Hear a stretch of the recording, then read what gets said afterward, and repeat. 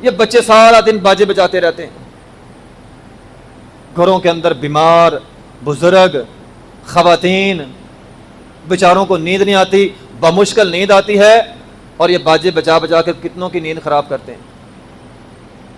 اور بڑے بڑے سمجھدار لوگ، پڑھے لکھے لوگ، دین کی سمجھ رکھنے والے لوگ، ان کے بچے یہ کام کر رہے ہیں اور سمجھتے ہمارے گھر میں تو کوئی بیمار نہیں ہے۔ بھی تیرے گھر میں بیمار نہیں ہے، تیری آواز سے کتنے بیماروں کی نیند خراب ہوئی پڑی ہے۔ اسلام خوشی بھی دیتا ہے اور خوشی منانے کے طریقے بھی سکھاتا ہے، یہ کوئی طریقہ نہیں ہے۔ کسی کے گھر میں شادی ہو، 2 ہفتے اتنا ہم ڈھول پیٹتے ہیں کہ پورے محلے کا چین 2 ہفتے میں خراب رکھتے ہیں، اور آپ کو پتہ ہے اس کا نتیجہ کیا نکلتا ہے؟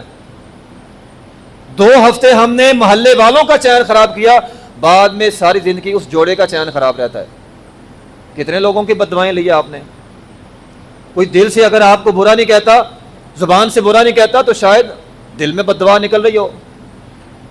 اب یہ 2 ہفتے لوگ آرام سے سو نہیں پائیں گے، بیمار آدمی گھر میں سکون نہیں کر پائے گا، نہ بزرگوں کو آرام، نہ خواتین کو، کسی کو بھی چین نہیں ہے، اور ہم کہتے ہیں کوئی بات نہیں، خیر ہے 14 اگست ہے۔